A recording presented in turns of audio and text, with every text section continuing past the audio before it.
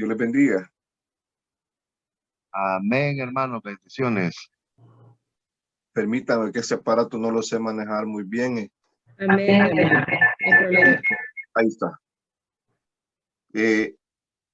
Vamos a darle gracias al Señor. Creo que ya el tiempo nos ha avanzado. Este mensaje que le pongo a desarrollar el tema completo, pero siempre Dios da una segunda oportunidad.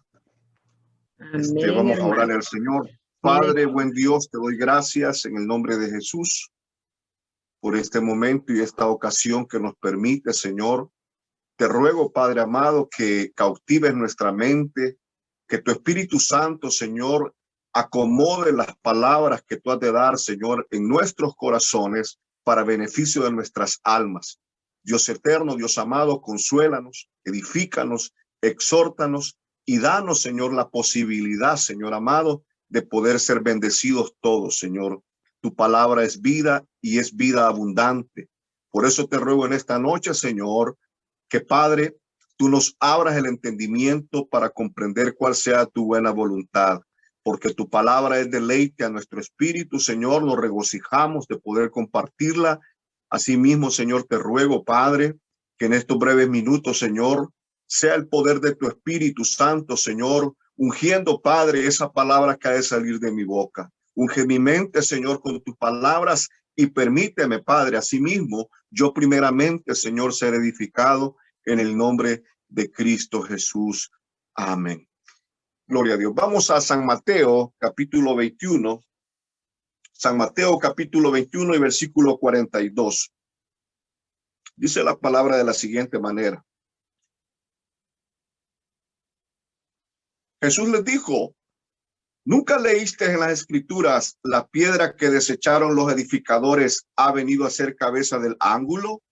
El Señor ha hecho esto y es cosa maravillosa a nuestros ojos. Quisiera, hermanos, desarrollar parte de este tema con el título ¿Cuál es nuestro verdadero fundamento? Y cuando hablamos de fundamento, principalmente estamos hablando, hermanos, de todo lo que requiere el hecho de construcción, de edificación. Y podemos ver cómo claramente el Señor Jesús agrega estas palabras y le dice, ¿nunca leísteis en las escrituras la piedra que desecharon los edificadores? Él está haciendo referencia en este texto a las palabras precisas que tiene Isaías en el capítulo 28 y versículo 16, si no me equivoco. Cuando, hermanos, Isaías tiene la revelación que Dios ha levantado una piedra que es escogida, que es preciosa, que es una piedra, hermanos, que la ha puesto en Sión, una piedra que es de tropiezo.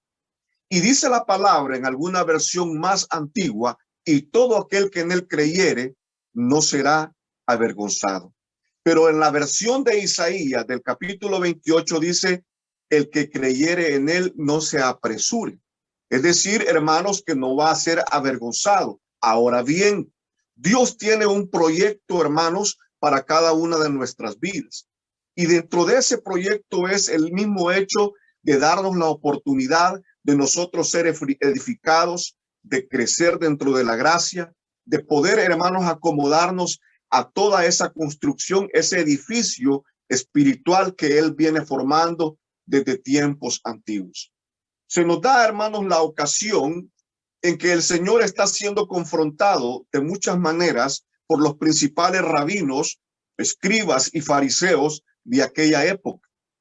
Y claramente Él va hablándoles a través de parábolas y a través de parábolas va mostrando verdades eternas, pero en versículos anteriores al texto que hemos leído, desde el versículo 33 del capítulo 21, Él comienza a narrarles una parábola que es una parábola, hermanos, que para mi manera de ver tiene un sentido histórico y un sentido muy profundo en el hecho, hermanos, de la trayectoria que ha traído Israel desde cuando Dios lo formó como una nación, de cuando Dios se manifestó a ellos en el desierto, de que cuando ellos estuvieron, hermanos, cautivos hasta el tiempo de la llegada en la tierra prometida, todo ese proceso, hermanos, que ellos vivieron, ellos pudieron apreciar la gloria de Dios.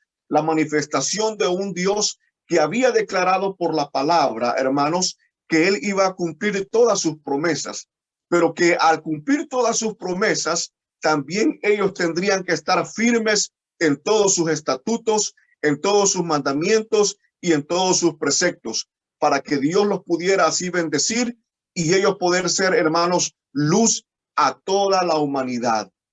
El Señor refiere, hermanos, esta enseñanza y me llama mucho la atención porque en los récords talmúdicos que existen, hay una historia que pareciera una leyenda, pero muchos de estos libros tienen verdades que son, hermanos, verdades muy precisas, que han sido, hermanos, a través de los tiempos divulgadas por tradiciones orales, pero que no están escritos, hermanos, en la Biblia nuestra.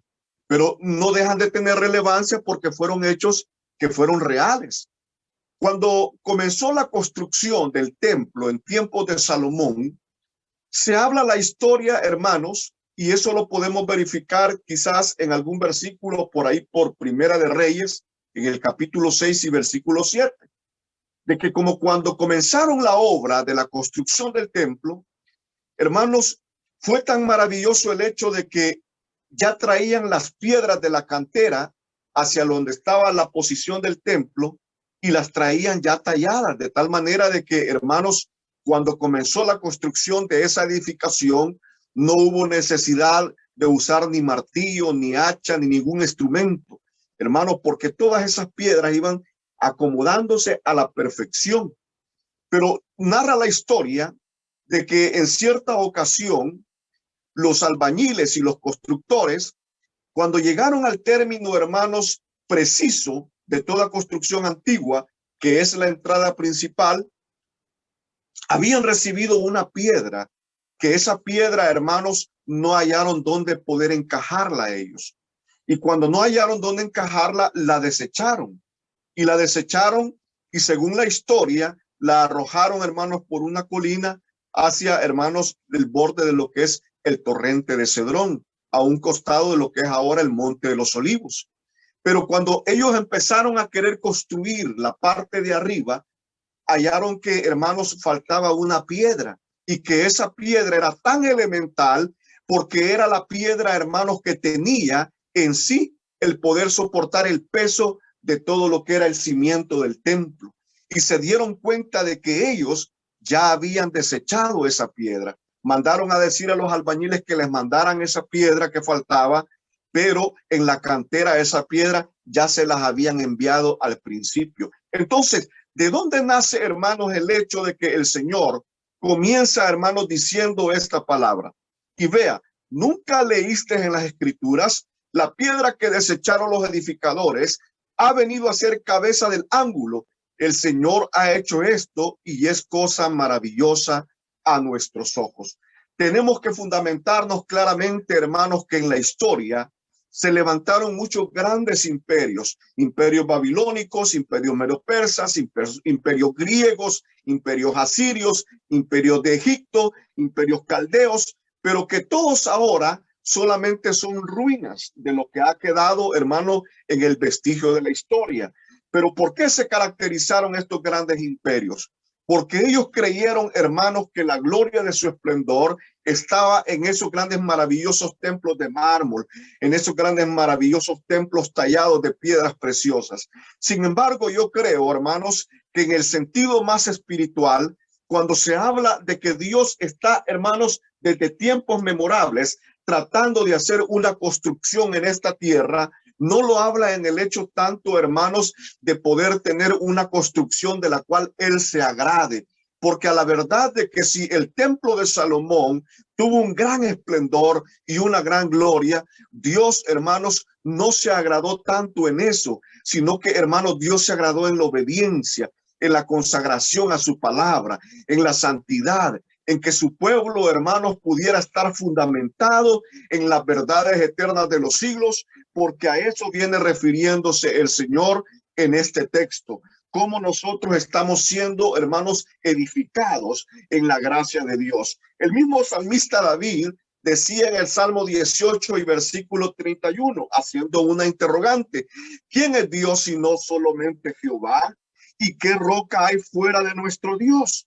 Desde tiempos memorables, cuando se habla de una roca, se habla de Dios mismo. Y Dios mismo es representado como una roca, porque una roca, hermanos, es un elemento muy importante que tiene una connotación, hermanos, de resistencia, de durabilidad, de ser, hermanos, algo que perdura en el tiempo, hermanos, por miles y miles y miles de años. Es así que también el salmista David, hermanos, en el Salmo 95, él dice que nos acerquemos delante de Jehová con regocijo, que le cantemos con júbilo, dice, a la roca de nuestra salvación. Ahí también el salmista David está haciendo alusión a que el Señor, hermanos, es una roca de salvación. Pero en base al tema que nosotros vamos a desarrollar o estamos desarrollando en esta noche, ¿cuál es nuestro verdadero fundamento?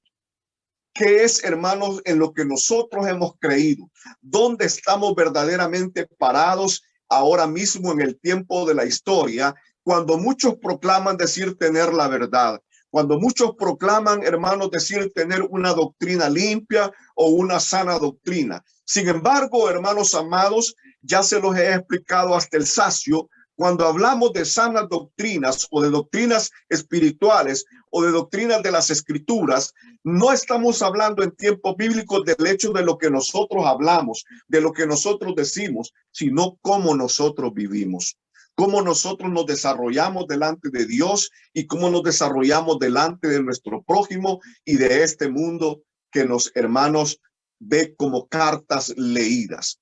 Yo quisiera, hermanos, que meditáramos bien en el hecho más confrontativo de la historia y el versículo más transversado por el cual, hermano, Satanás ha enviado miles de millones de personas a un abismo eterno de condenación. Y esa palabra se encuentra en el Evangelio de San Mateo, en el capítulo 16 y versículo 18. Cuando el Señor, hermanos, está confrontando a los discípulos, preguntándoles, hermanos, quién creía ellos que él era. Uno de ellos, el más osado, que fue el apóstol Pedro, le dice: Señor, tú eres el Cristo, el Hijo del Dios viviente. Y el Señor le dice: Pedro, bienaventurado esto, porque no te lo ha revelado carne ni sangre, sino mi Padre que está en los cielos. Y es que, hermanos, el evangelio que nosotros hemos recibido, lo que ahora nosotros tenemos como un tesoro invaluable, que es la palabra, la revelación misma de Dios a nuestra vida, no tiene, hermanos, una connotación en el hecho de poder interpretarlo en la carne. La Biblia dice que nadie puede llamar a Jesús sino solamente por el Espíritu. Nadie puede llamar Señor al Señor sino por el poder del Espíritu Santo. Cuando por el poder del Espíritu Santo nos es revelada la verdad de Dios a nuestras vidas. Pero ahí en el capítulo 16 y en el versículo 18 se da una de las peores transversiones hasta el día de hoy, en lo cual, hermanos, muchas personas han depositado su fe en la vida de los seres humanos, en aquellos que lideraron la iglesia y hasta el día de hoy lo siguen haciendo, pero no la iglesia de Dios, sino esa iglesia pagana, sino esa iglesia apóstata, esa iglesia idólatra que se ha mantenido firme en los siglos porque Dios así lo ha permitido. Dice el versículo 18: y yo te digo que tú eres Petros, o sea, piedra pequeña, y sobre esta Petra, es decir, Petra es una piedra grande, una roca, edificaré mi iglesia. Y está hablando de un término allí, hermanos, que es muy significativo, porque cuando mismo Señor Jesucristo comienza, hermanos, a levantar una edificación espiritual, primero él llama a los discípulos y va, hermanos, a la casa de Jonás, y allí está Andrés y se manifiesta la vida de Andrés. Pero Andrés, luego que ha tenido un encuentro con el Señor Jesucristo, va corriendo a buscar a Simón, que no se llamaba Pedro hasta ese entonces, y lo va y le dice: hemos hallado al profeta, y él se lo presenta. Y cuando Jesús ve a Simón, le dice: tú eres Simón, hijo de Jonás, tú serás llamado Cefas. Aquí quiero que entienda un punto muy importante, que en tiempos bíblicos, principalmente, hermano, en las raíces judías, cada persona denotaba, hermanos, en su manera de ser o actuar, o en su manera de interpretar las cosas con un nombre que Dios o familiarmente se le establecía. Y la palabra Simón lo que quiere decir es aquel que escucha, aquel que oye. Y cuando el Señor le dice, tú serás llamado Cefas, le está diciendo la palabra aramea, que es Pedro. Y la palabra Pedro es la palabra griega que nosotros conocemos y que se refiere a este texto como a una pequeña roca, como a una pequeña piedra. Pero cuando se habla del Señor Jesucristo, se está hablando de la roca eterna de los siglos. Ahora bien, ¿por qué Dios tendría que fundamentar el peso de su iglesia en la confianza y en los hombres o en los hombros de cualquier ser humano? No podría ser así. Si usted va conmigo a la historia, hermanos queridos, se va a dar cuenta de que esa misma historia que se repitió y ha venido siendo repetida, ha hecho, hermanos, un contraste con las Sagradas Escrituras por el hecho de que Roma, en su oficio papal, cuando la iglesia ya se había, hermanos, prácticamente apartado de los caminos de Dios, comenzó el declive alrededor del año 150. La Biblia nos habla del insigne, hermanos, Policarpo en Esmirna, que fue torturado hasta la muerte, pero de ahí hasta el año 190, ya las persecuciones de Roma habían llegado, hermanos, al límite. Cuando ya llegamos al año 200, prácticamente la iglesia ya se había disipado por todas partes del mundo. Pero cuando estamos hablando de iglesia, no estamos hablando, hermanos, ni del hecho de los judaizantes, ni tampoco de la nueva religión que se estaba creando a través de Roma. Porque recordemos de que cuando se da, hermanos, el edicto en el 313, que Constantino el Grande llega al poder, este hombre lo que hace, hermano, es cambiar el curso de la historia. Y el curso de la historia es cambiado de tal manera, hermanos amados, que ellos se dan la auditoría como lo que es la iglesia verdadera, la iglesia, hermanos, que Cristo había establecido. Pero yo quiero decirle algo, esa iglesia ya no tenía nada que ver con la obra redentora de Cristo. Esa iglesia se había llenado de idolatría, se había, hermanos, llenado, hermanos, de paganismo, y fue, hermanos, hasta posteriormente en el año 380 que Teodosio, hermanos, da un decreto que todo aquel que estuviese, hermanos, fuera de lo que es la doctrina del catolicismo romano, hermanos, era mencionado como un hereje, era perseguido. Fueron tiempos tan tremendos como años atrás lo había hecho Diocleciano, que también fue otro emperador que persiguió cruelmente a los cristianos, que quemó, hermanos, la mayor parte de Biblias, aunque la Biblia todavía no era un códex, sino que quemaron rollos, quemaron, hermanos, evangelios, quemaron muchas escrituras, los cristianos fueron apresados. Es ahí precisamente en ese punto que yo quiero llegar, que jamás ninguno de los apóstoles, ni principalmente Pedro, se adjudicó el hecho de llamarse papas. ¿Por qué razón? Porque esto venía, hermanos, de un antiguo culto de Roma, en el cual el emperador era venerado como un dios. Entonces los papas, hermanos, eran considerados como dioses, como dioses. Por eso podemos ver nosotros claramente de que cuando ellos toman esa palabra de Vicari Filii Dei, ellos están tomando una gran abominación ahí, porque el único vicario fiel de Cristo se llama Espíritu Santo de Dios, que es el representante en esta tierra y es el que intercede por la iglesia, que nos fortalece, que nos guía a toda verdad, que nos capacita, que nos llena, hermanos, de gracia y de poder, y que nos ayuda en nuestras tribulaciones. Se llama Espíritu Santo, porque Él es el consolador. Pero cuando ellos se atribuyen todo esto, hermanos, no es otra obra más de Satanás en el hecho de poder transversar las escrituras. Pero si usted va conmigo, hermanos queridos, al capítulo número 1 de Primera de Pedro, en el capítulo 2 y versículo 6, ahí claramente Pedro está detallando que él no es, hermanos, la roca, que él no es, hermanos, la piedra, sino que la roca que desecharon los edificadores, tomando alusión a las palabras de Isaías, él está declarando que es nuestro Señor Jesucristo. Y vemos qué importante es, hermanos, que doctrinalmente sepamos estas verdades, porque también, hermanos, el apóstol Pablo, en Efesios capítulo 2 y versículo 20 al 21, él detalla con eficacia, hermanos, que Cristo es la roca y que como roca, hermanos, él está permitiéndonos a nosotros el que podamos ser edificados. Quiero leerles ahí, hermanos, en el capítulo 2, y dice de la siguiente manera. Efesios, capítulo 2 y versículo 20 y 21. Vea lo que dice la palabra del Señor. Edificados sobre el fundamento de los apóstoles y profetas, siendo la principal piedra del ángulo Jesucristo mismo, en quien todo el edificio bien coordinado va creciendo para ser un templo santo en el Señor, en quien vosotros juntamente sois juntamente edificados para morada de Dios en el Espíritu. Es decir, hermanos, que Pablo está recibiendo también esta palabra revelada de que nosotros somos un edificio en Dios y que Él va edificando nuestra vida de tal manera que llegamos a ser, hermanos, un templo santo para la morada del Espíritu de Dios.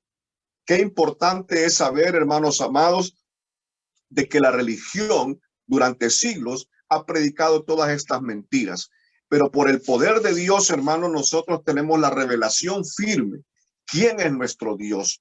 ¿Y qué, hermanos, propósitos Dios tiene para nuestra vida? También, hermanos, quiero agregar algo muy importante en todo esto. Y es el hecho de que cuando nosotros vemos toda la historia de Israel, como ellos desde que partieron del desierto, hermanos, y acamparon, pero principalmente, hermanos, en Meriba, saliendo de Redifín, llega un momento importante cuando Dios, hermanos, se manifiesta a ellos de una manera gloriosa y espectacular. Moisés, hermanos, el pueblo comienza a clamarles por agua. Y el Señor le dice que le hable a la roca. Pero lastimosamente Moisés toma la vara y lo que hace, hermanos, con ira en su corazón, es golpear 2 veces la roca. La roca produjo agua, pero de parte de Dios vino una amonestación para él y para Aarón y su familia. Y les dijo de que por haber hecho eso, no entrarían, hermanos, con ese pueblo a heredar la tierra prometida. ¿Por qué razón? Porque desde entonces se va viendo cómo, hermanos amados, las figuras del Antiguo Testamento están llenas de esas promesas pero tan integrales que se van identificando con la muerte de nuestro Señor Jesucristo. Cristo, dice la Biblia, que fue entregado una sola vez y para siempre, hermanos, pagó por nuestros pecados con una sola ofrenda. Entonces la palabra del Señor dice, y el que invocare el nombre del Señor será salvo. Cuando referimos al hecho, hermanos, de que él tenía que hablarle a la roca y no golpear a la roca, estamos hablando del término, hermanos amados, que no podemos estar crucificando una y otra vez a Cristo como lo hace la religión tradicional. Ellos, hermanos, se les mete el Señor por el día domingo y se les sale el día lunes hasta el día viernes. Se les vuelve a meter el domingo y se les sale el día lunes y así están, hermanos, todos los tiempos que van transcurriendo de su vida, porque no han entendido, hermanos queridos, que la palabra del Señor es certera, que la palabra de Dios, hermanos, es clara, que cuando nosotros hablamos de esa roca eterna de los siglos, estamos hablando, hermanos, de una terminología en la cual Dios nos ha declarado, hermanos, su nombre, nos ha manifestado, hermanos, su poder, nos ha manifestado su gloria. Qué precioso es saber, hermanos, de que esa misma roca que se había, hermanos, dado agua para el sediento, para su pueblo, allá en el desierto, hermanos queridos, era la representación del mismo Cristo. Si usted va conmigo, y hermanos, es minucioso en las escrituras, vamos a ver de que la palabra por sí misma habla y veamos, hermanos, qué tremendo es como Dios ha preparado de antemano el que nosotros podamos disfrutar de todo lo que la palabra dice. Veamos ahí, hermanos, en Primera de Corintios, capítulo 10 y versículo 4, lo que dice la Biblia. Y todos bebieron la misma bebida espiritual, porque bebían de la roca espiritual que los seguía, y la roca era Cristo. Qué tremendo es pensar que cuando ellos caminaban por el desierto, hermanos, y acampaban en un lugar, al día siguiente ellos iban a tener necesidad, hermanos, de poder beber agua. ¿Y dónde iban a tomar agua si no habían pozos en el desierto? Por eso Isaías dice, hermanos, claramente, porque sin caminos en la soledad, el Señor los guiaba, hermanos. Sin caminos en la soledad, Dios los llevaba por camino derecho y firme, y él iba allanando ese camino escabroso. Pero qué tremendo es pensar en ese milagro, que esa gran roca los seguía. Oiga lo que literalmente dice acá, y dice, y bebieron de la misma bebida espiritual, porque bebían de la roca espiritual que los seguía, y la roca era Cristo. ¿Cuántos privilegios tuvo Israel, hermanos, de ver la gloria de Dios manifiesta, hermanos, de ver el poder de Dios manifiesto? Una roca que les daba agua en el desierto, una nube que les cubría, les hacía llover pan del cielo, su calzado nunca envejeció, sus ropas, hermanos, nunca envejecieron. ¿Acaso no es la gloria de Dios eso, hermanos? ¿Y cómo nosotros podemos dudar de la manifestación de Dios? ¿Por qué, hermanos, nosotros vemos tanta confrontación en tiempos del Señor Jesucristo de aquellos que no habían comprendido la magnitud del poder de Dios que estaba enfrente de ellos? Hermanos amados, los profetas anunciaron la venida del Señor. Los profetas, hermanos, amonestaron al pueblo, pero el pueblo, ¿qué es lo que hizo? Hermanos, aborrecer la palabra y apartarse de los caminos de Dios. Cuando nosotros leíamos en San Mateo, ahí, hermanos, cuando estábamos meditando en el capítulo 21, ahí desde el verso 23, el Señor comienza a referirles una parábola y les dice, un padre de familia compró una viña y ahí compró la viña, cavó un lagar, edificó una torre y la arrendó para que cuando él viniese al tiempo pudiera hallar frutos de lo que era su viña. Pero ¿qué es lo que pasó? Pasa de que él manda, hermanos, a unos obreros a la viña, y cuando ellos llegan para ver si había fruto, los mataron. Volvió a enviar a otros mensajeros y los mataron. Pero entonces dijo en sí, voy a enviar a mi hijo para que al ver a mi hijo, ellos van a tener respeto de mi hijo. Pero ¿qué es lo que hicieron estos labradores malvados? Cuando vieron, hermanos queridos, que el hijo llegaba cerca de la viña, dijeron, he aquí que este es el heredero, matémosle y quedémonos con nuestra viña. ¿Acaso Dios no es maravilloso, hermanos queridos, que está confrontándoles con lo que ellos habían hecho o iban a hacer con su propia vida? Ellos, hermanos queridos, cuando Dios les dio las leyes, les dio los estatutos, les dio la palabra, también, hermano, les dio mandamientos firmes que si se apartaban de esos mandamientos, iba a haber maldición para su vida. Pero cuando nosotros vemos en las escrituras cómo ellos confrontan con los líderes religiosos, y es duro con los líderes religiosos, fíjense que hay un versículo que a mí me maravilla, cómo él les habla con una autoridad, y esa autoridad, hermanos, no deja claro más que el Señor tenía un propósito grande para con cada uno de nosotros que éramos gentiles, y era revelarnos el reino a nosotros. Y vea bien, dice el versículo 40, cuando venga pues el Señor de la viña, ¿qué hará aquellos labradores? Le dijeron, a los malos destruirá sin misericordia y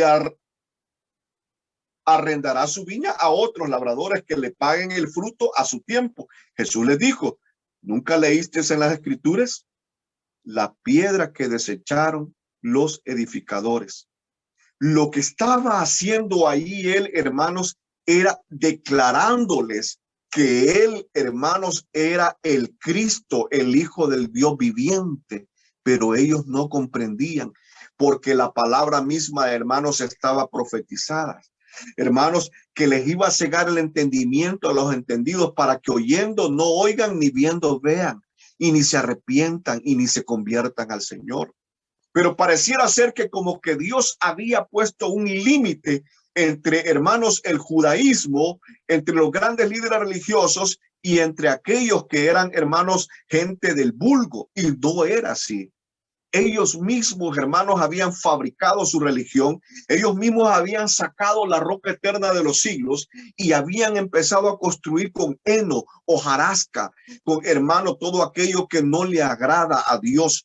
Entonces, hermanos, podemos ver claramente nosotros que ahora en día está pasando lo mismo que les había pasado al pueblo de Israel. Veamos el versículo número 43. Por tanto, os digo que en el reino de Dios será quitado de vosotros y será dado a gente que produzca los frutos de él. Y el que cayere sobre esta piedra será quebrantado, y sobre quien ella cayere le desmenuzará.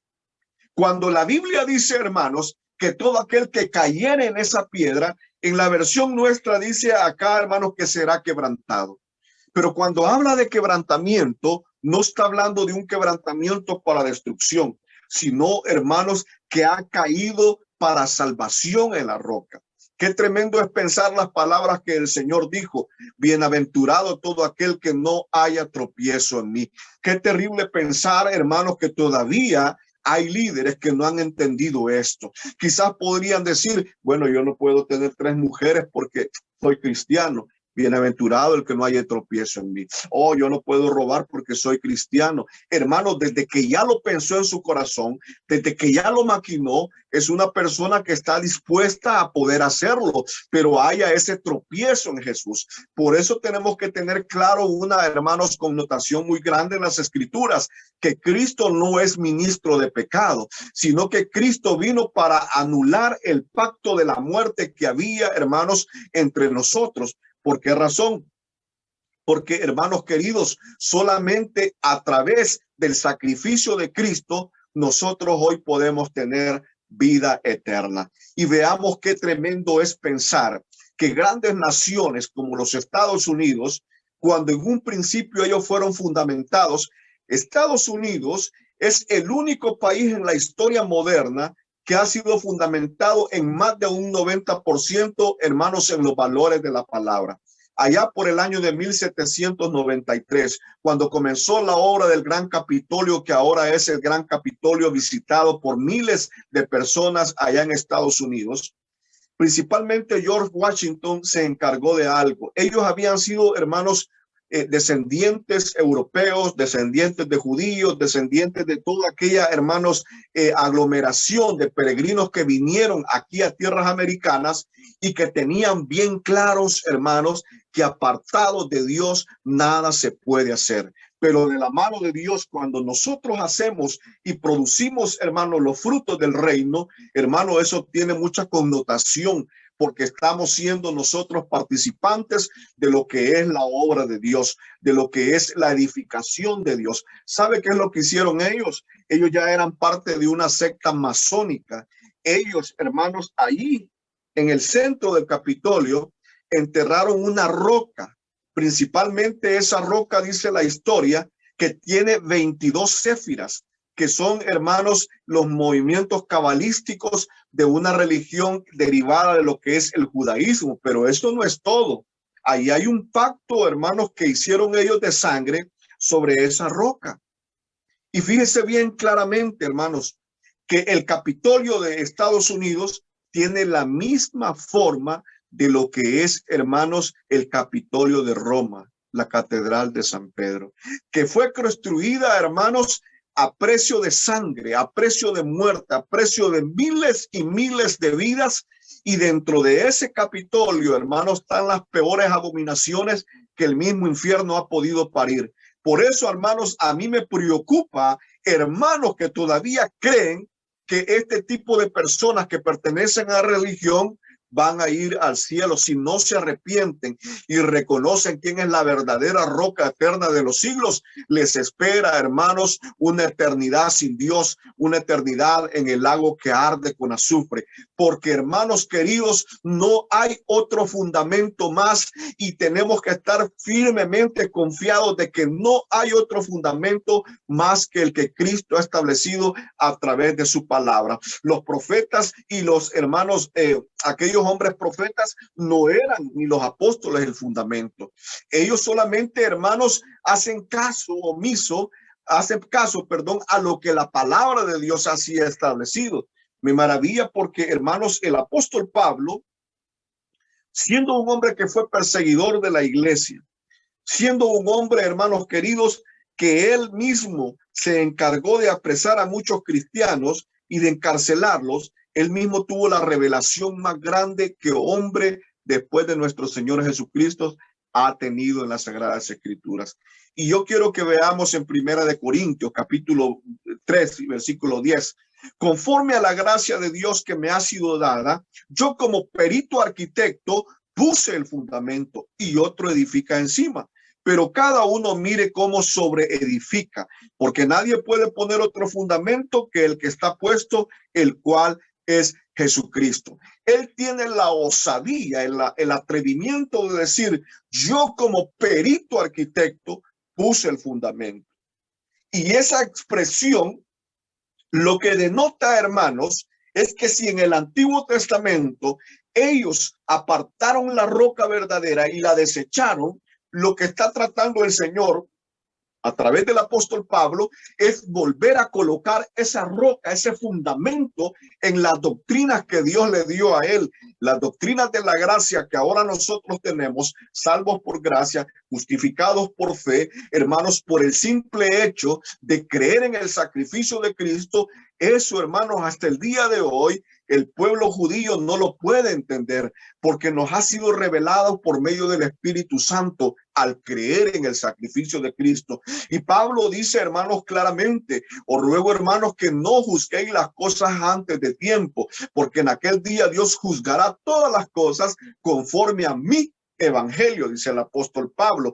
Qué tremendo es pensar, hermanos amados, que muchos en la historia y muchos hermanos han tratado de levantar grandes religiones. Han habido religiones como, hermanos, la de Mahoma, han habido religiones como, hermanos, el hinduismo, han habido religiones y hay religiones grandes como lo que es ahora el Islam. ¿De dónde provienen todas estas religiones? Sino, hermanos, de la misma corrupción de un judaísmo que no pudo entender, hermanos, que el que no recoge con Cristo desparrama, que aquel que no edifica, hermano, para bien, lo que hace es destruir. Y yo quiero decirte algo en esta madrugada, hermano querido. Para Dios comenzar a hacer algo grande en tu vida, primero tiene que derribar los cimientos en los cuales tú te has establecido durante años, quizás apartado de Dios, quizás arraigado a una religión, quizás arraigado a una creencia, una filosofía. Pero yo quiero decirte algo muy importante. Cuando la palabra de Dios es clara y dice, el que me oye estas palabras, capítulo 7 de San Mateo, y las oye, le compararé a un hombre prudente que edificó su casa sobre la roca. Y vinieron vientos, tempestades, y dieron ríos y soplaron, pero esa casa permaneció firme. ¿Por qué muchos cristianos, hermanos, de repente los vemos en las iglesias llenos de Dios, sirviéndole a Dios, pero, hermanos, en otras ocasiones les vemos en el mundo? Y es terrible pensar cuando uno dice, ese muchacho era pastor, ese hombre era servidor, pero ahora anda borracho ahí en la calle. ¿Será que el evangelio ha fallado? ¿Será que Dios, hermano, no es fiel en sus promesas? ¿Qué es lo que pasó? No estaban fundamentados verdaderamente en sus vidas en un verdadero cimiento, porque pareciera ser que estamos viviendo los tiempos de Babilonia ahora mismo. Hermanos, hay pastores preocupados, endeudándose, endeudando a la iglesia porque dicen que Dios les ha revelado que les va a dar un gran terreno de 4 manzanas y van a hacer un templo para 10,000 personas. Tengan mucho cuidado, porque si Dios quisiera esos grandes templos, hubiera permitido que el templo de Salomón, que fue destruido en el año 70, hermanos, permaneciera firme hasta el día de hoy. Pero cuando ve el Señor que todo este, hermanos, aparataje mediático de las iglesias de hoy despierta, hermanos, en el ser humano y principalmente en los cristianos un deslumbramiento en decir, yo me congrego en la mejor iglesia, mi iglesia tiene butacas, mi iglesia tiene grandes pantallas, equipo de sonido, tiene un coro de 50 coras ahí, hermanos, tiene todo. hermano, eso no le interesa al Señor. Lo que le interesa al Señor es saber si está cimentado verdaderamente en la roca eterna de los siglos, porque vendrá el día de la prueba, vendrá la hora, hermano, donde va a haber persecución en esta tierra, y ahí vamos a ver de qué estamos hechos. Si verdaderamente, hermanos, estamos en la roca, y si verdaderamente nuestro fundamento es heno y hojarasca. Es terrible pensar, hermanos, que ahora en día, hermanos, hay ministros, hay pastores que están preocupados por eso, por tener el mejor local. No, hermano, si el Señor les dijo claramente, veis todo esto que está aquí de cierto, digo que no quedará piedra sobre piedra sin que no sea destruido. Porque, hermanos queridos, uno de los principales enseñanzas que la Biblia nos da es que cuando se fue a construir, hermanos, ese templo en el Antiguo Testamento, ninguna piedra era igual a otra. Y eso habla de que como nosotros somos piedras vivas en el Señor y vamos encajando en la edificación de Dios, ninguno de otro, hermanos, somos parecidos, somos diferentes los unos de los otros. Pero en la obra que Dios ha establecido en esta tierra, todos somos indispensables, todos somos necesarios que vayamos edificándonos unos a otros para que hallemos cabida, hermanos, en la obra de Dios. Y yo no quiero añadir más al tiempo, hermanos, porque el tiempo es apremiante, pero una de las principales razones que a mí me llama la atención el hecho de poder compartir este tema el día de hoy es que, hermanos queridos, muchos aluden tener la mejor doctrina, muchos aluden tener la mejor enseñanza, pero yo quiero decirte algo, hermano de Dios, hermano querido, si Dios no te revela su palabra, en vano es que te quemes estudiando la Biblia al revés derecho. Si Dios no te revela lo profundo de las Escrituras, el Señor le dijo claramente a Pedro, le dijo: Simón, Simón, hijo de Jonás, tú serás llamado Cefas.